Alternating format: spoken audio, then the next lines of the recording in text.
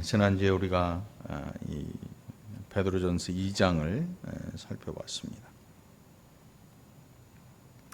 오늘 3장의 말씀을 통해서 우리가 함께 은혜를 나누기 원합니다. 1절로 14절까지 아내와 남편에 대한 이야기를 하고 있고 8절로 14절까지 해서 이제 선을 위한 고난을 받으라 이렇게 이야기를 하고 있습니다. 오늘 본문 시작하는 15절에서도 이제 예수 그리스도를 믿는 너희는 거룩하게 해라. 너희 마음에 그리스도를 주로 삼아 거룩하게 해라. 이렇게 이야기를 하고 있고, 그리고 이제 16절에서 선한 양심을 가지라 이렇게 이야기를 합니다. 우리가 얼핏 생각하기에 이 선한 양심이라고 하는 것이 그저 이 세상에서 말하는 도덕적인 착함, 또 뭐 선행들 이런 것에서 그친다면 복음은 그 힘을 잃고 말 것입니다. 우리가 복음을 지닌 자로 그리스도인들이 이 땅에서 살아가는 삶의 모습은 선한 양심을 가져야 하는데, 이 선한 양심의 기준이 어디 있느냐 하면 세상에서 말하는 도덕적인 것의 기준보다 훨씬 더 높은 것입니다. 그래서 예수님께서 말씀하시는 건 뭐냐 하면, 겉옷을 달라 그러면 속옷까지 주어라. 너희 한쪽 뺨을 때리면 다른 쪽 뺨도 돌려대라. 이게 뭐 이 이를 갈고 두고 보자 하고 하는 일이 아니고, 그렇게 핍박하는 상대방에 대하여서 악을 악으로 갚으려 하지 말고 그 모든 것을 하나님께 맡기고, 너희는 이 땅에서 싸우고 다투는 자가 아니라 오히려 손해보고 핍박받는 것이 오히려 너희의 삶의 일이 되고 너희의 믿음의 모습이 되어라. 오래를 가자 하면 심리를 더 가라. 그들과 함께. 우리의 삶이 과연 이 시대에 그렇게 살아가고 있는가를 우리가 종종 생각해 봐야 합니다. 구약에서는 하나님께서 눈에는 눈으로, 이에는 이로 갚으라고 말씀하십니다. 그런데 예수님이 오셔서 하시는 말씀은 사랑으로 덮어라. 사랑으로 덮어라. 그래, 핍박을 하거든 그를 위해서 기도하라는 말씀을 하십니다. 만일 예수님께서 이에는 이로, 뭐 악에는 악으로 이렇게 하셨다면 예수님은 십자가에서 돌아가실 필요가 없었겠지요. 전혀 돌아가실 만한 이유를 알지 못했으니까, 만들어서 입힌 죄 때문에, 그것 때문에 율법에 의하여서 십자가에 달려서 저주받은 자로 죽음을 당하십니다. 세상에서는 그것이 예수님의 생애를 끝내는 마지막 일이라고 생각했습니다. 그런데 놀랍게도 예수님께서는 다시 살아나셨습니다. 돌아보니까 그것이 하나님께서 정하신 일이었고, 그 일을 위해서 오신 것이 바로 메시아의 일이었던 것입니다. 우리는 때로 하나님의 일을 잘 알지 못합니다. 하나님의 계획도 알지 못하고 우리의 계획을 가지고 세상 일을 판단하고 우리의 생각을 가지고 하나님의 말씀을 해석하려고 달려듭니다. 그래서 우리의 계획이나 우리의 사고에 맞지 않으면 그 굉장한 화를 냅니다. 속에서 분노가 치밀고. 그래서 어떤 가수는 막연히 신한테 하는 노래가 있어요. 뭐 하늘이시여, 뭐 천둥을 내리고, 뭐 번개를 내리고, 왜 신이 잠잠하냐라는 뜻으로 노래를 하는 것을 들을 수가 있습니다. 그런데 오늘 이 본문의 말씀에는 너희 마음에 그리스도를 주로 삼아 거룩하게 하고 너희 속에 있는 소망에 관한 이유를 묻는 자에게는 대답할 것을 항상 준비하되 온유와 두려움으로 하고 선한 양심을 가져라. 이는 그리스도 안에서 너희의 선행을 욕하는 자들로 그 비방하는 일에 부끄러움을 당하게 하려 함이라. 생각해 보십시오. 얼마나 억울합니까? 선을 행하려는데 악하다고 비방을 하고, 예배를 위해서 모이고 이 성례식을 하는데 피를 마신다, 사람을 잡아먹는다는 누명을 씌워서 오히려 사람을, 그리스도인들을 핍박하고, 또 정치적으로 그리스도인들을 이용해서 이 아주 무서운 핍박을 하기도 하고, 선을 행하라고 하고 있는데 선을 행할수록 핍박이 더 커지는 것입니다. 여러분, 억울하지 않습니까? 요즘 세상에는 억울한 사람들이 얼마나 많은지 모릅니다. 다 억울하다 그러지요. 감옥에 있는 사람도 억울하다 그래요. 죄를 짓다가 잡혀왔는데 너 왜 잡혀왔니? 그러면 나 죄가 있어서 잡혀왔다고 아니고 재수 없어 잡혀왔다. 재수 없어 잡혀왔다. 모든 사람들이 얼마나 많이 죄를 짓고 있으면 죄를 지은 사람조차 왜 잡혀왔니? 그러면 재수 없어 잡혀갈 정도로 나 죄 지은 건 아는데 재수가 없어 잡힌 거야. 나 말고도 죄 짓는 사람들 많아. 이렇게 얘기를 하지. 자기가 지은 죄에 대한 책임감도 없고, 자기가 지은 죄에 대한 두려움도 없고, 잡힌 것에 대한 분함만 남아있는 것이죠. 만일 우리가 그리스도인, 참된 그리스도인이라면 우리는 하나님 앞에서 우리의 선행만 드러낼 것이 아니고, 우리가 어떤 존재인데 하나님께서 어떻게 우리를 구원하셨는가에 대한 문제가 늘 우리의 마음속에 우리를 겸손하게 만들어주는 그런 일이 되어야 되는 것입니다. 우리는 하나님 앞에 설 자격이 없는 죄인들이었습니다. 그것도 영원히 멸망당할 수밖에 없는 그런 존재들이었습니다. 그런데 하나님께서 묻지를 않으십니다. 너 왜 이렇게 살았냐라고 묻지도 아니하시고, 그 아들을 죽여서 나를 살리시고 여러분을 살리셨습니다. 물어보지를 않으십니다. 그래서 이것이 법정에서 일어난 일인데, 그 아들로 말미암아 용서함을 받은 자들은 하나님의 심판대 앞에서 통과합니다. 통과. 내 아들의 피로 씻음을 받은 것에 대해 하나님은 그의 죄를 물어보지 아니하십니다. 이것이 구속의 은혜요, 은총인 것입니다. 오늘 저와 여러분이 이 은혜 앞에 감사하는 저와 여러분 되길 간절히 축원합니다. 이 은혜가 없이는 우리는 하나님 앞에 설 수도 없는 것입니다. 그래서 오늘 본문 속에 뭐라고 하는가 하면 17절에 보니까 선을 행함으로 고난받는 것이 하나님의 뜻일진데 악을 행함으로 고난받는 것보다 낫다. 악을 행하면서 고난받는 것, 그거는 당연한 일이지요. 그런데 선을 행하는데도 고난받는 것, 하나님의 뜻이래. 하나님의 뜻. 누가 그랬는가 하면 이제 18절에서 그것을 이야기하고 있습니다. 여기서 우리가 잘 읽어야 돼요, 성경을. 여기 보면 그리스도께서도 단번에 죄를 위하여 죽으사 그랬습니다. 그리스도께서 단번에 죄를 위하여 죽으사 이렇게 안 하고 그리스도께서도, 그러니까 예수 그리스도께서 우리의 모범이 되신다, 우리의 푯대가 되신다, 이걸 알려주고 있죠. 여러분, 우리의 신앙의 푯대가 어디 있습니까? 신앙의 푯대, 나는 누군가 아주 신앙생활 잘했던 어떤 장로님, 어떤 목사님, 어떤 권사님 아닙니다. 우리의 푯대는 예수 그리스도예요. 예수 그리스도 외에는 우리의 푯대가 없습니다. 예수 그리스도를 바라보고 가는 것이 그리스도인의 할 일인 것입니다. 우리의 목적지가, 우리의 이 출발해서 가는 그 푯대가 바로 예수 그리스도이십니다. 바울의 푯대도 그래 있고, 베드로의 푯대도 그래 있고, 사도들의 모든 사도들도 그래 있고, 복음을 들은 모든 성도들, 히브리서에서 고난당하고 핍박당했던 모든 성도들의 푯대도 예수 그리스도예요. 예수 그리스도. 오늘 저와 여러분 마땅히 예수 그리스도가 우리 삶의 푯대가 되어야 되는 줄 믿으시기 바랍니다.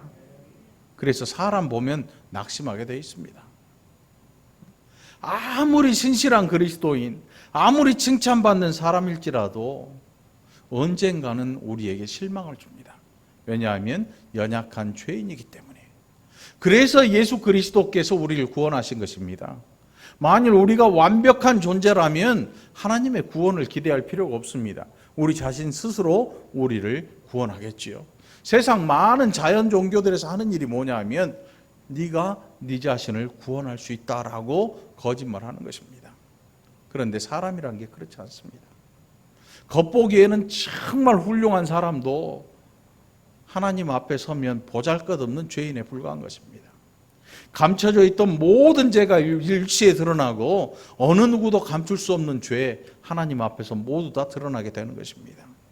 그래서 사람은 우리의 모델, 우리의 푯대가 될 수가 없는 것입니다.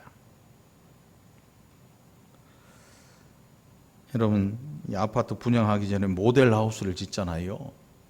모델하우스. 근데 그 모델하우스는요, 가짜예요, 가짜. 누군가 모델하우스 가가지고 변기에다가 응가를 해버리면 큰일 납니다. 그냥 변기만 있지 배관이 없어요. 쉬를 해버려도 큰일 나요. 네? 밑에 배관이 없고 그냥 모양만 갖춘. 그러니까 우리가 생각하는 사람을 모델로 하는 모든 일들, 세상에서 일어난 일에 대한 모든 것, 그런 것들을 모델로 삼은 모든 일들은 그냥 모델하우스 같아서 진짜가 아니에요. 네? 능력이 없어요. 모델하우스에서는 사람이 살 수가 없습니다. 왜요? 물도 안 나와. 응가도 못해. 불도 좀 있으면 모델하우스 끝나면 잘라버려요. 어떤 사람들은 살긴 살더라고. 그런데 오래 안 가지요. 남의 땅 빌린 거니까 철거 들어가지요. 다 없어지는 거예요. 그 뜯어낼 때 보면 그 안에 그렇게 인테리어를 기가 막히게 해놨던 그 이면에 뭐가 있냐면 아무것도 없어요. 벽체만 남아요. 뜯어내면 아무것도 없는 거지. 이게 우리 인생들의 모습인 것입니다. 그래서 세상 속에서 우리의 삶의 모델을 찾는 것은 불가능한 거예요. 나중에 반드시 실망을 하게 돼 있지요. 오늘 저와 여러분이 반드시 예수 그리스도를 푯대 삼고 예수 그리스도의 삶을 모델 삼아서 닮아가게 되기를 간절히 축원합니다. 그래서 18절에서 그리스도께서도라고 이야기하는 것은 봐라, 너희의 모델 되시고 너희를 위해 의의 희생 제사를 드리신 예수 그리스도를 닮아라. 그리고 그의 희생 제사는 헛된 제사가 아니다. 너희의 죄를 모두 다 안고 불의한 너희를 위해서 죽으신 의인의 삶이 아니냐라고 이야기를 하고 있는 것입니다. 그리스도께서도 단번에 죄를 위하여 죽으사 의인으로서 불의한 자를 대신하셨으니, 여기까지 예수님의 십자가에 대한 이야기를 하고 있지만 사실은 예수 그리스도를 믿는 성도들에게 너희도 그런 삶을 닮아라. 불의한 일을 해서 고난당하지 말고 선을 행함으로 오히려 고난당하는 것, 그것이 오히려 하나님의 뜻이다. 여러분, 선을 행하는데 주저함 없기 바랍니다. 오늘 이 시대가, 이 세상이 왜 이렇게 힘이 없습니까? 그리스도인들이 선을 행하기에 주저하기 때문인 것입니다. 우리는 서로 계산기를 하나씩 들고 수도 없이 계산을 해댑니다. 이걸 하면 어떻게 될까? 이걸 하면 어떻게 될까? 수도 없이 끊임없이. 세상에서 우리에게 주어준 것은 뭐냐면 숫자예요, 숫자.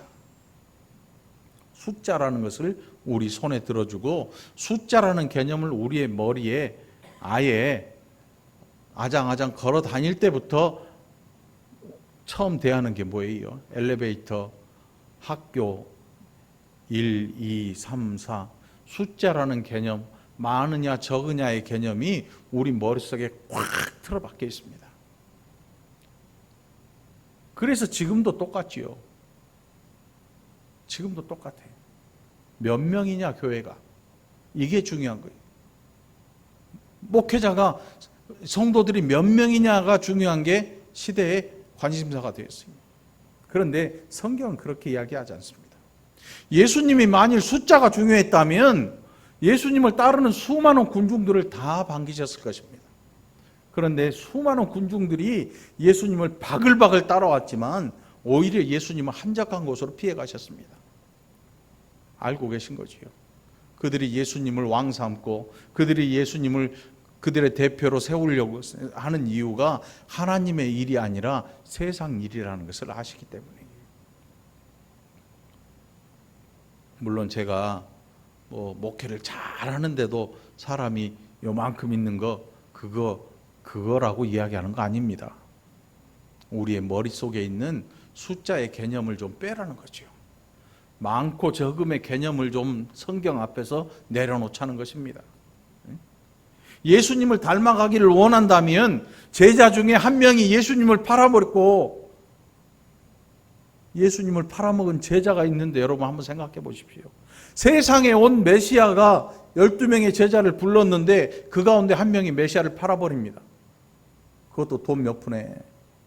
얼마나 기가 막힐 일입니까? 세상이 보기에는 실패한 자입니다. 예수님은 철저히 실패한 사람입니다. 죽어버렸으니까. 그래서 로마 사람이 보기에 예수님은 아주 야만적이고 무식하고 능력 없는 사람입니다.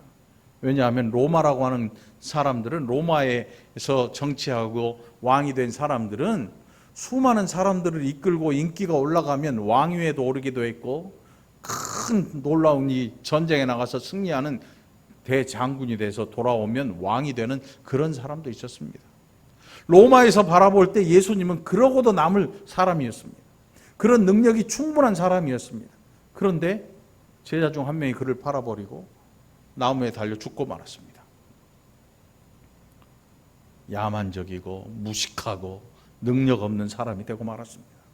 이것이 세상이라고 일컫는 로마가 보는 시선이었습니다. 유대인들의 시각은 어땠을까요?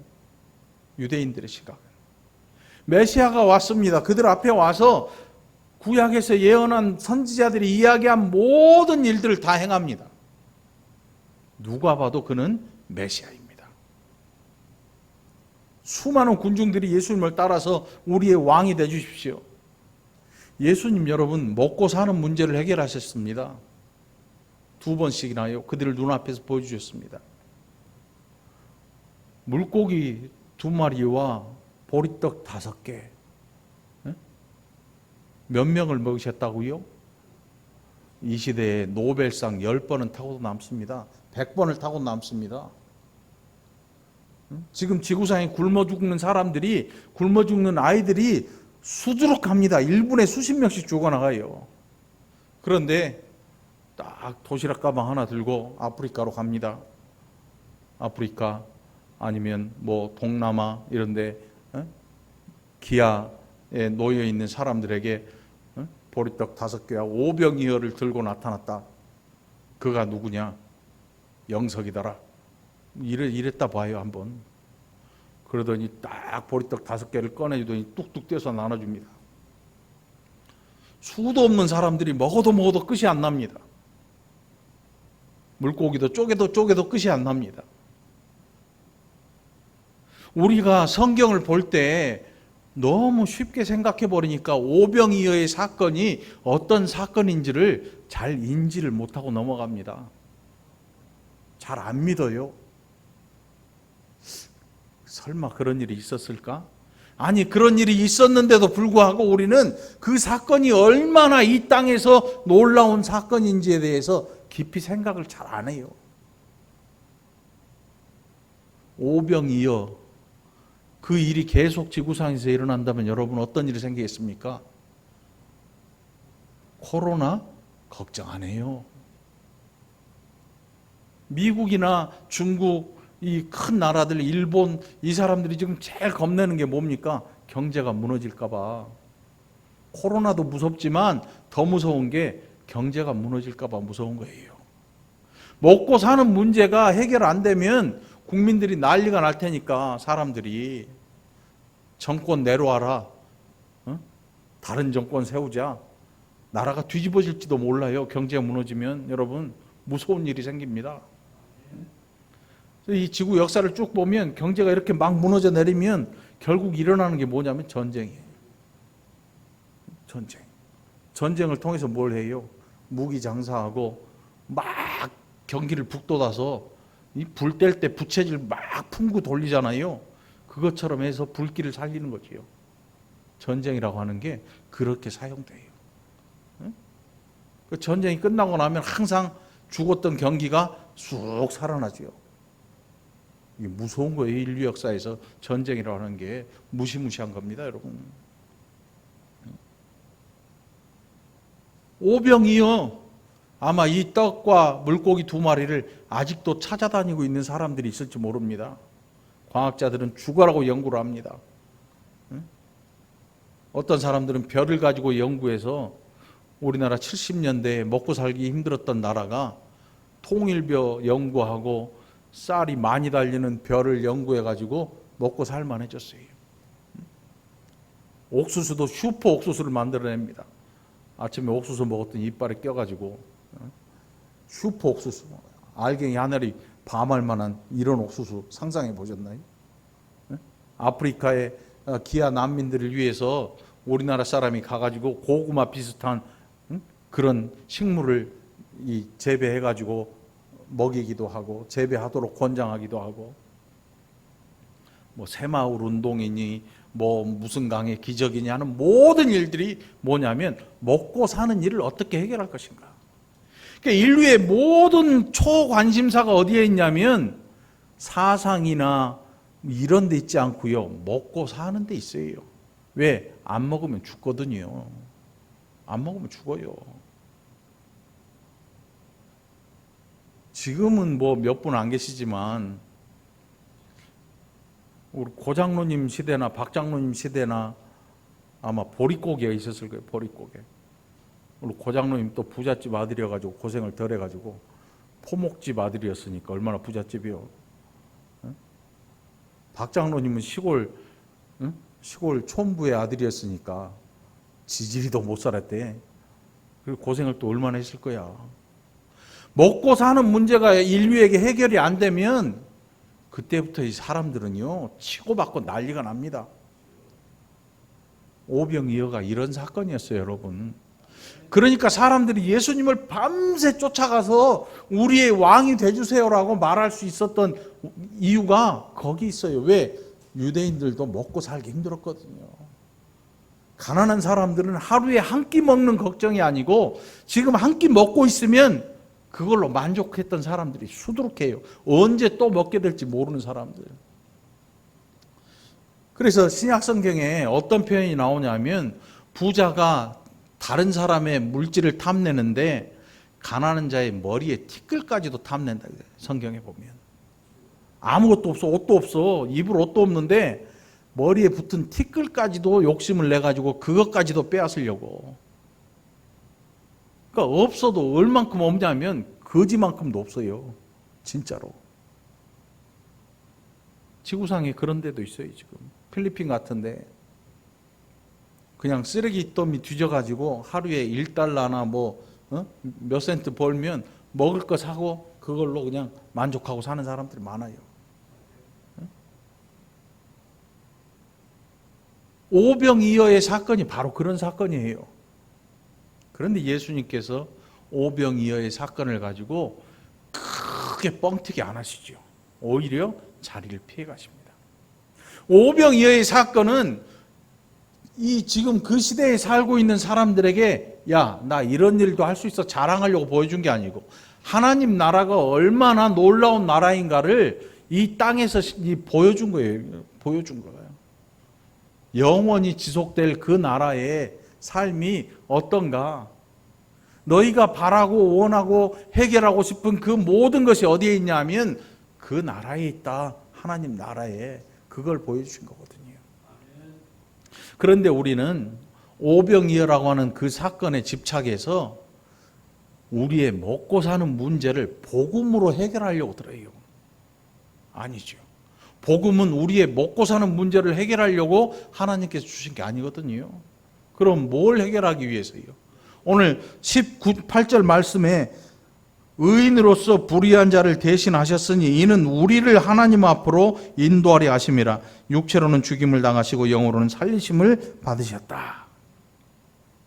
십자가의 죽으심을 통해서 우리를 영원한 그 나라로 완전한 그 나라로 우리를 이끄시기 위한 일이 십자가의 죽으심이었다는 거예요.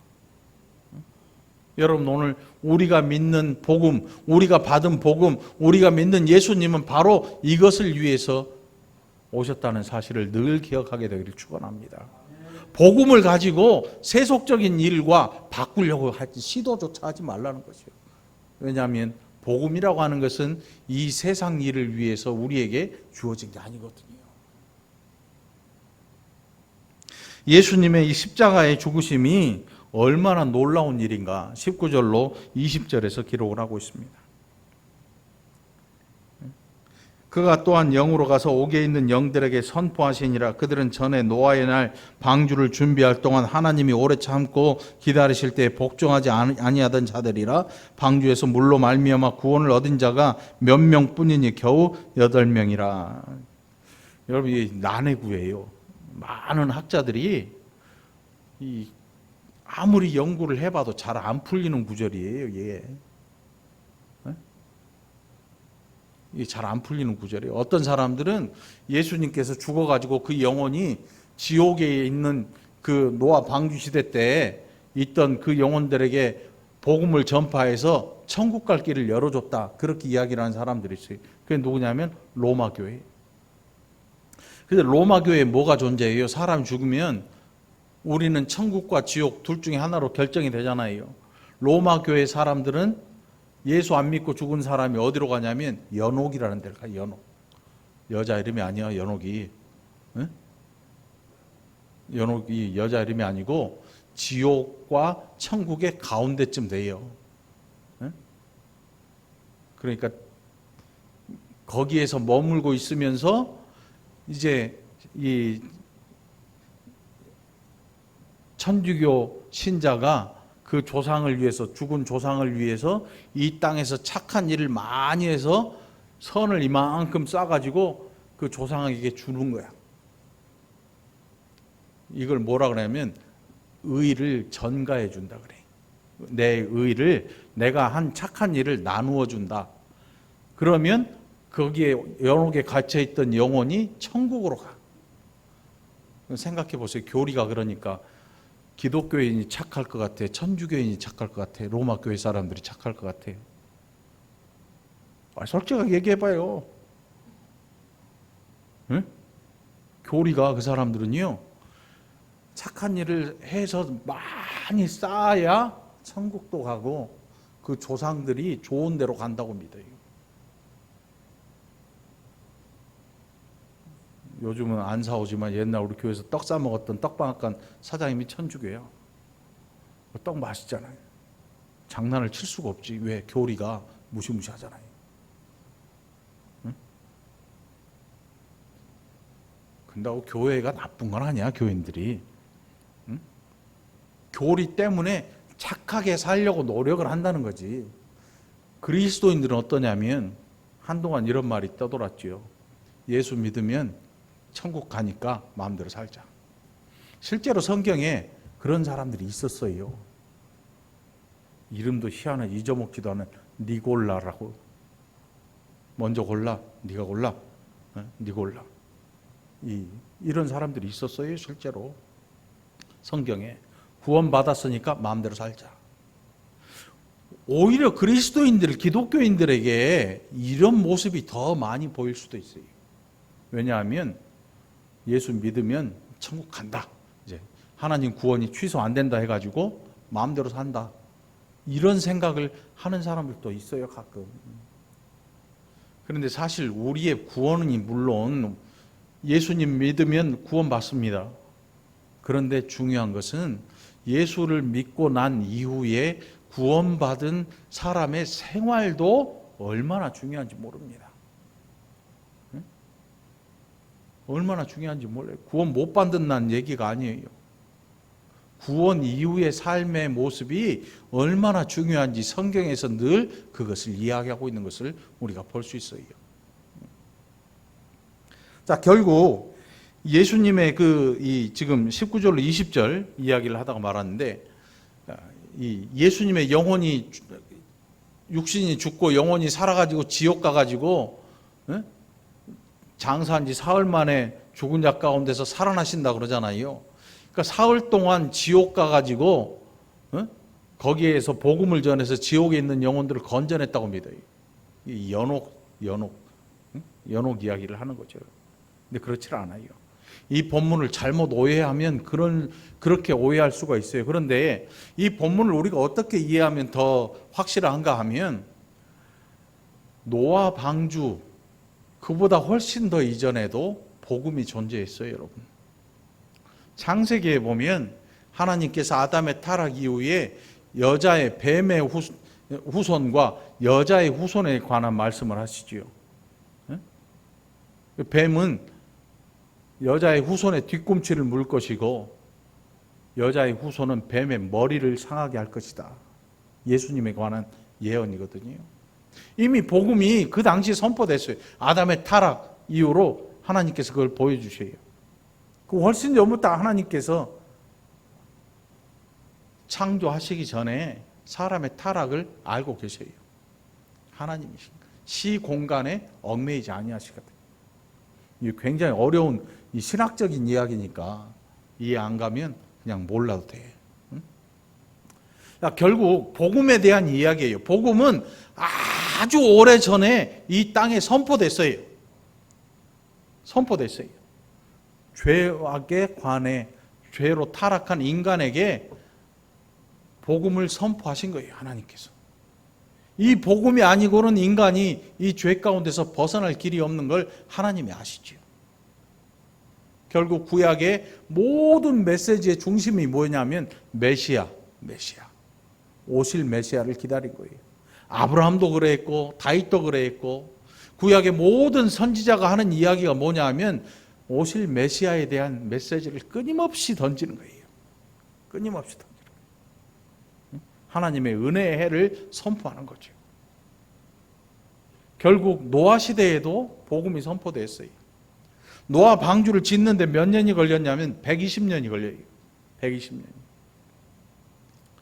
그 방주를 짓는 가운데 노아는 산 꼭대기에 가서 방주를 져요. 왜냐하면 이것은 직접 물에 띄울 배가 아니고 이 땅에 물이 그득히 차서 홍수가 나서 모든 생명이 코로 호흡하는 모든 생명이 죽을 때에 그때에 둥둥 떠야 되는 배이기 때문에 산 꼭대기에 지은 거예요. 산 꼭대기에 지은 것은요, 많은 사람들에게 하나님께서 그들에게 기회를 주신 거예요. 기회를. 몇 년간? 120년간. 방주가 지어질 때부터 뚱땅뚱땅 소리가 날 때부터 사람들이 그 소리를 듣지요. 노아의 8명의 가족들이 끊임없이 사람들에게 이야기를 할 거 아닙니까? 야, 우리 아버지 방주 짓기 시작했어. 너 방주가 뭔데? 하늘에서 비가 온대. 하나님께서 진노하셔서 이 땅을 물로 심판하실 거래. 저 방주에 우리가 들어갈 거야. 하나님께서 우리를 구원하신다고 약속하셨어. 방주를 지으면서 복음이 선포됩니다. 그 당시에도 방주를 지으면서도 복음이 선포돼요. 복음이 선포될 때 누가 역사하는가 하면 성령이 역사하십니다. 성령이 역사하세요. 그런데 놀랍게도 노아 방주를 짓는 그 120년이라는 이 장구한 이 기간 동안 단 한 사람도 방주 앞으로 나오지 않습니다. 노아의 가족 8명만 그 안에 들어갑니다. 사람은 안 들어오는데 짐승들은 들어옵니다. 노아가 초대한 하나님이 구원하시기로 한 모든 생명체들이 방주 안으로 들어갑니다. 예수 그리스도의 십자가가 완성될 때 구약의 제사도 완성이 됐습니다. 이해가 안 가잖아요. 아니 예수님이 죽으신 시점 훨씬 더 이전부터 제사가 있었는데 그 제사를 우리가 뭐라고 하냐면 십자가 제사의 화목 제사의 그림자라고 표현을 하거든요. 구약의 모든 제사는 예수 그리스도의 단 한 번의 희생 제사의 모형이고 그림자예요. 완성작이 아니야. 그래서 양과 소와 이 짐승들을 잡아서 곡물을 태우고 하는 모든 일련의 제사들이 해마다 반복이 되는 이유가 뭐냐면 완성된 게 아니라서 그래. 미완성이고 그림자야. 죄를 지어서 성전에 가서 양을 잡아서 피 흘려서 그 죄를 속함 받고 제사장에게 그 피를 흘리는 제사를 통해서 죄를 속함 받고 다시 돌아오잖아요. 성전에서 못 내려오는 게 아니잖아요. 그런데 내려와서 살다 보면 또 죄를 져요. 그러면 양을 또 잡아서 또 끌고 올라가야 돼. 미친 척하고 죄 안 진 척 살 수 있는 게 아니야. 그 죄와 함께 양을 또 잡아가지고 또 올라가야 돼. 양이 몇 마리가 필요하겠어요? 우리 한 사람에게. 지구상에 양을 다 잡아 죽여도 우리 한 사람의 죄를 감당 못해요. 이게 우리의 모습이에요. 응? 결국 성전의 모든 제사는 그림자에 불과했어요. 그런데 예수님의 십자가의 희생제사, 그래서 18절에서 이 정말 기가 막히게 기록하고 있지요. 단번에라고 씁니다. 단번에. 응? 단번에 죄를 위하여 죽으사 의인으로서 불의한 자를 대신하셨으니 이는 우리를 하나님 앞으로 인도하려 하심이라. 단번에.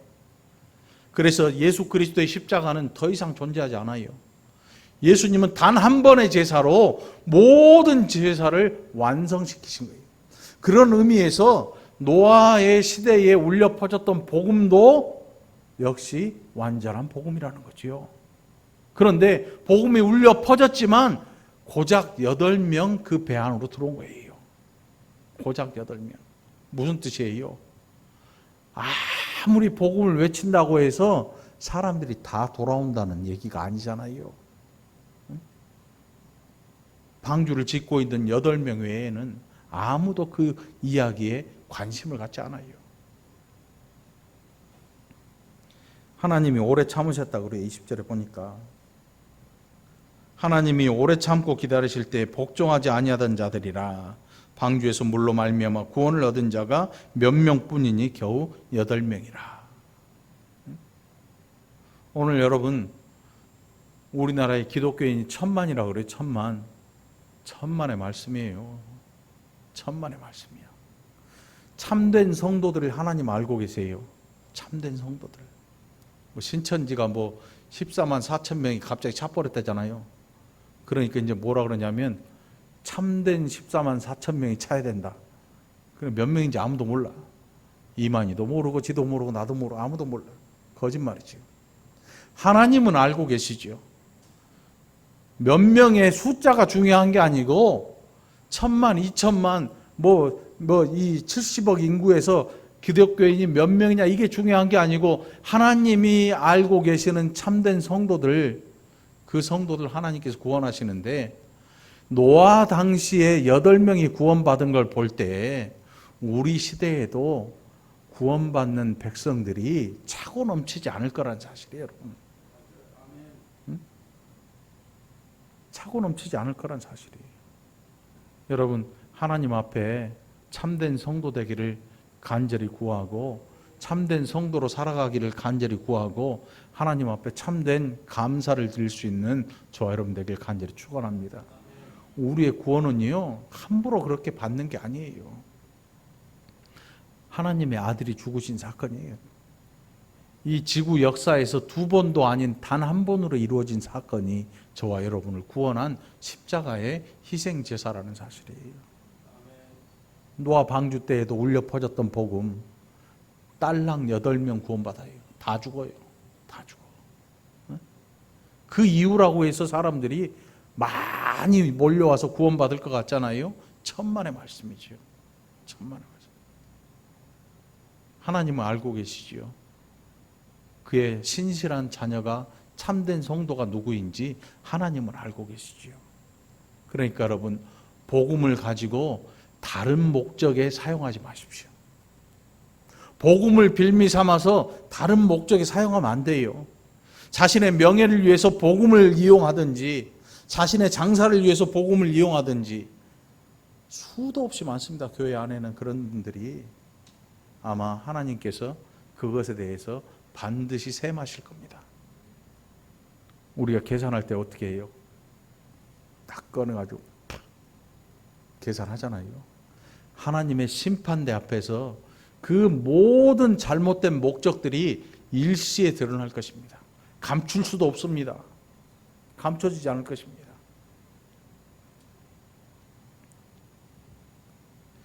물은 예수 그리스도께서 부활하심으로 말미암아 이제 너희를 구원하는 편이 곧 세례라.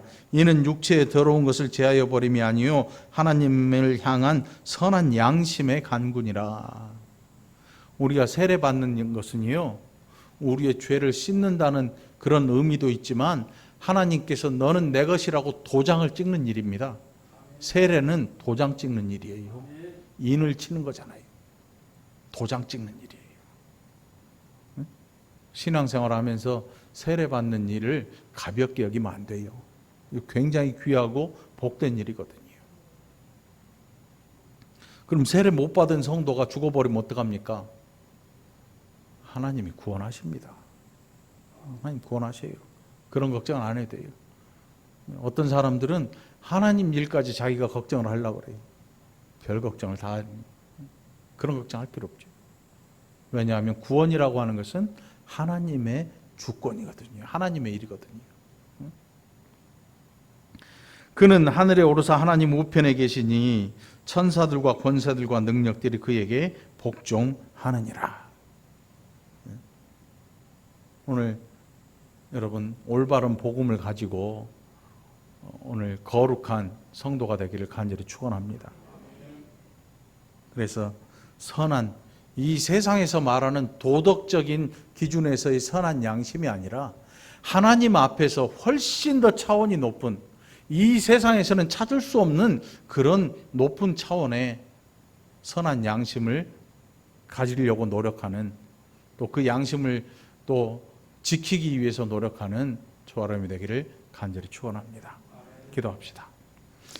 하나님 감사합니다. 우리가 얼마나 어리석고 얼마나 죄악된지, 우리가 얼마나 또 앞을 바라보지 못하는 자들인지 우리를 긍휼히 여기시고 한 주 한 주 살아가는 가운데 하나님의 백성답게 살아갈 수 있도록 선한 양심을 위해서 싸우는 자들이 되게 하여 주옵소서. 이 시간도 또 멀리에서 함께하지 못하며 온라인으로 함께하는 모든 성도들 위에도 동일한 은혜를 허락하여 주시옵소서. 감사드리옵고 예수님 이름으로 간절히 기도합나이다. 아멘.